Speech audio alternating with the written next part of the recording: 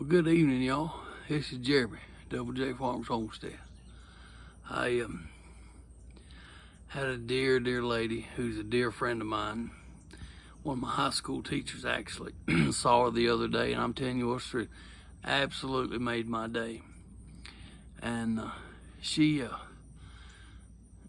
made a comment on one of my posts on Facebook, and she had said, "I need some country theology about mean people." So I want to talk just a little bit about some mean things and some mean people, and hopefully I can share my insight of how I deal with it. But I hope this will help somebody. I really do. I'm sitting out on the porch and it's hot, and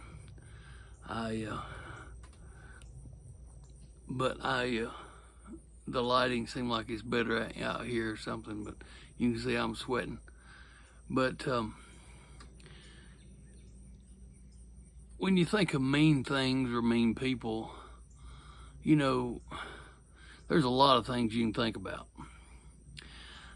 I think my earliest remembrance of something that I thought was mean was I was 7 years old. And my grandmother, Jackson, had a huge yard. She did not have a riding lawnmower. And when I got old enough, I started mowing. And I was mowing, I had mowed the front yard, and I began to mow the back. And her backyard was in like 3 different levels. And then she had shrubs and walkways in between them. A beautiful yard. But I had mowed the first level, and I had got to the second level, and it was really a long stretch. And me with that little Murray push mower, I never will forget it. And I was mowing, and I wasn't paying attention, which a 7-year-old is not going to pay a whole lot of attention. But all of a sudden, I felt pain like I had never felt before, and I looked down and my legs were covered in yellow jackets. Well, they had went up my shorts, and I'll just be honest with you, I just started stripping off in the yard so I could get them things out of my pants, shorts. And I went running in the house, and I thought, those are the meanest things I have ever come in contact with. They stung me like you wouldn't believe it. And then grandmother wanted to put turpentine on the spot. She said, "Oh, it'll help it." Well, I didn't like that idea either. As I got older, I began to realize that, you know, they were protecting their home. That's their instinct. But when I first really remembered a mean person, I was in the 7th grade, and my cousin taught. They had a separate building from the school that was down a little road, and they called it the Special Learning Center, and it was for kids who had, you know, problems, and that they may be 14, 15 years old, but have the mind of a 4 or 5-year-old. And I would volunteer down there any chance that I could, and I began to love those children. Matter of fact, even one of those children who was in a wheelchair, some years later, I even played for his funeral. But there was 2 girls in that class. They were sisters. And I'm not going to call their names, but I remember their names to this very day. Sweetest girls. I remember them being so sweet.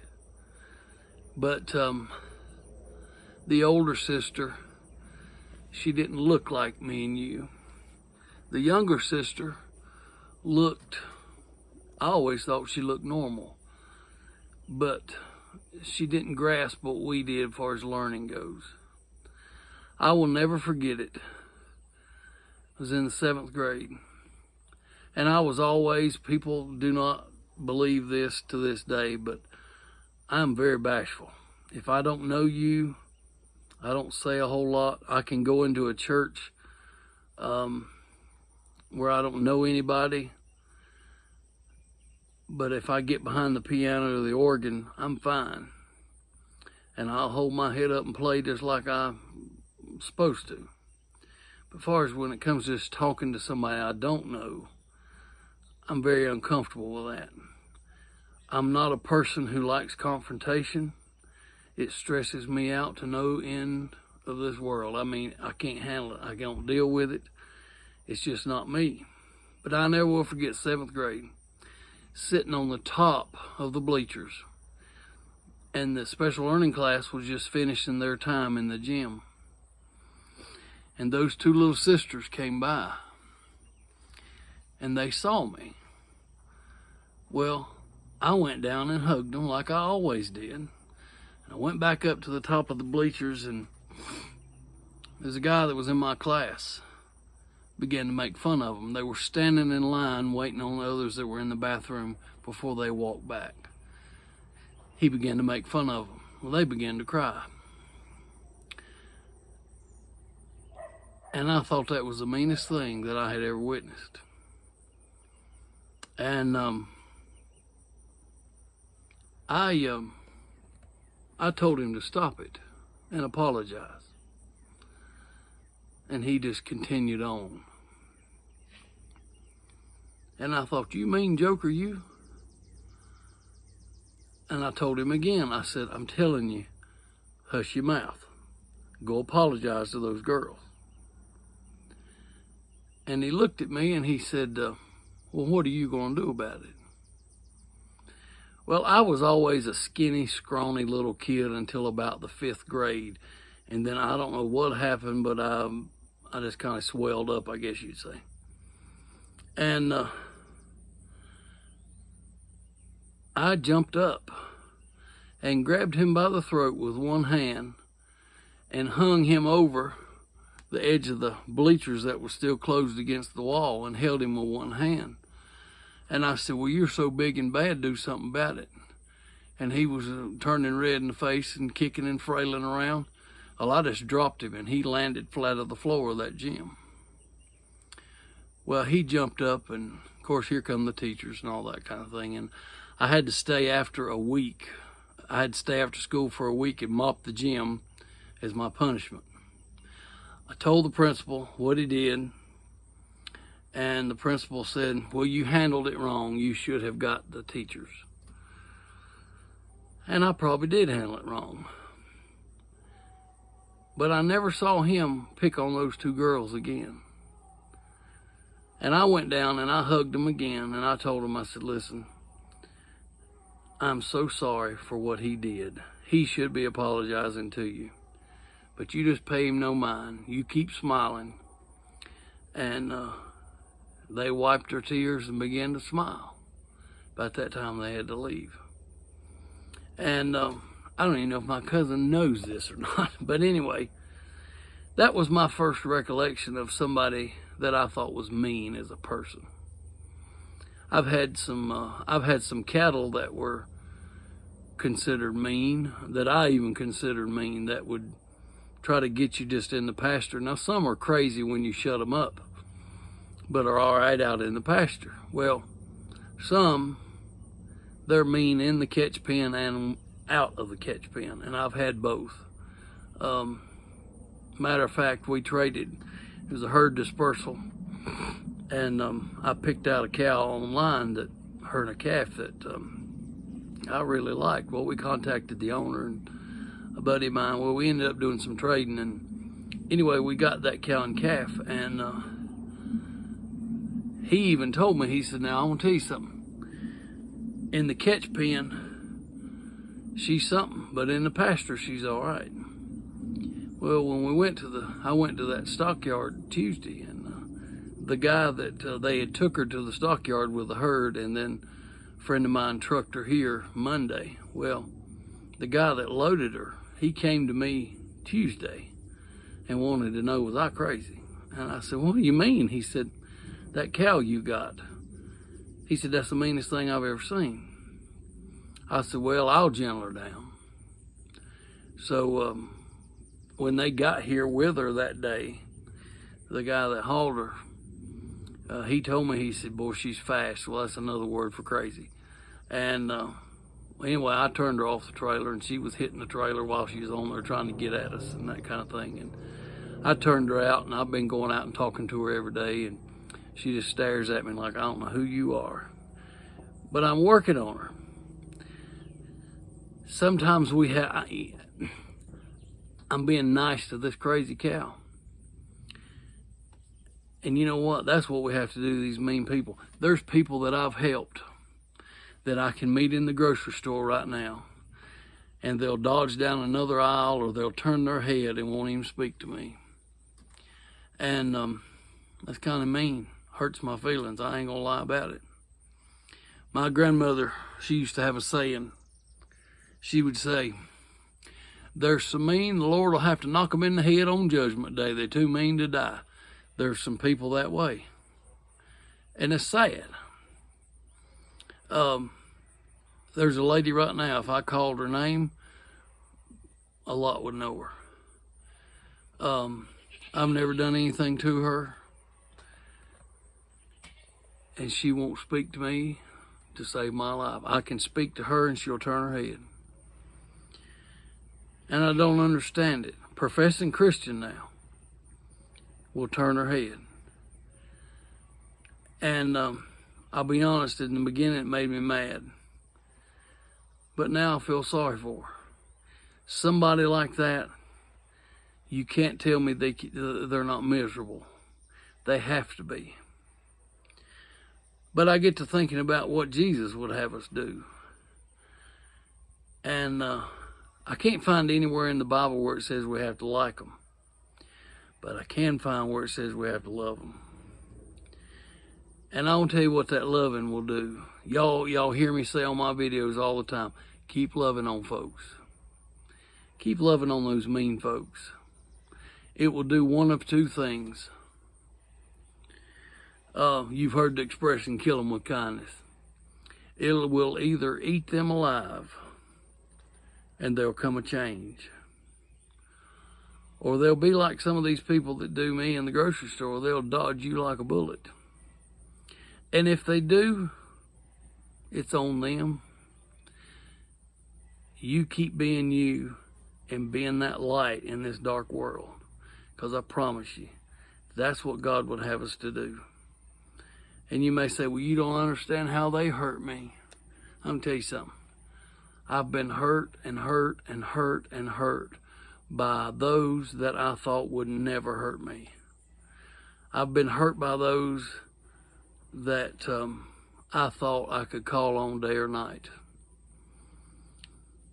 So I know what you're talking about. There's some people that have broken your heart. They've broken mine. And they just come across as mean. We got to keep loving them. People this day and time are in such a hurry. And I think we live in a ruthless society where it's everybody is for themselves. We need to get back to sitting on the front porches with our neighbors and talking. We need to get back to taking stuff out of our gardens to somebody that don't have anything. We need to get back to going and helping each other. But that's not the case these days. Selfish society. And I think it's turned some people into some mean folks. So when you see those people that kind of sting, just like those yellow jackets did me when I was 7 years old, brush it off. You be who God called you to be. Because I remember when I retaliated, I was the one who actually paid more consequences than the one who did the mean stuff. And God wouldn't have us do that anyway. But he would have us to love on those folks and just say, God, you handle them. That's what I learned to do. I was in a grocery store in Southern Pines 2 weeks ago. Well, actually Whispering Pines.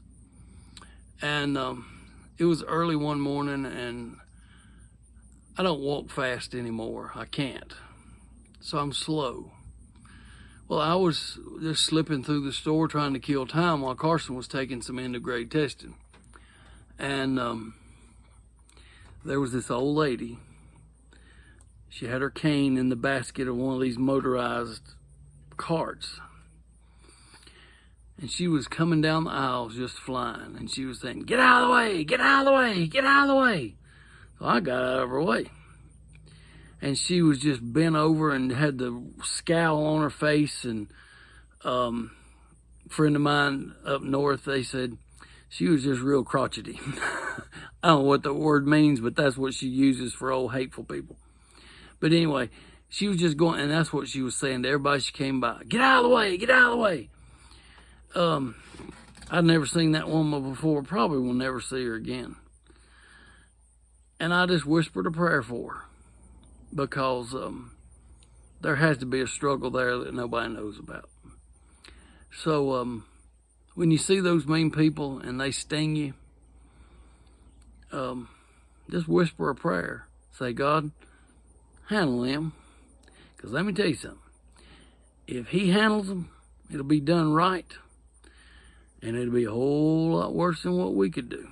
So, when you see those mean people, mean things, just try to remember that. I hope this will help you. Hope it'll encourage you. And just a little country theology on this hot afternoon.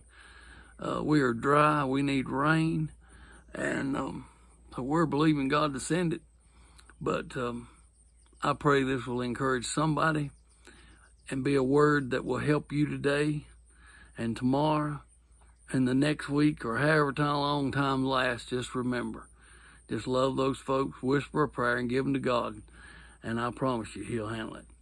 And until next time, we love y'all. We appreciate you so much. And I pray God's blessings on all of you. You all are such an encouragement to me. And to my high school teacher, I love you. You made my day the other day, and I can't wait to see you again. So I got me 2 hugs, y'all. I really did. And she's just the best. So y'all have a good evening. Pray you have a good weekend. And smile at somebody. They may not know how to handle it, but do it anyway. And like I've said before, it takes a lot less muscles to smile than it does to frown. So when you see those mean people, just smile and just keep on walking. Y'all take care. We appreciate you.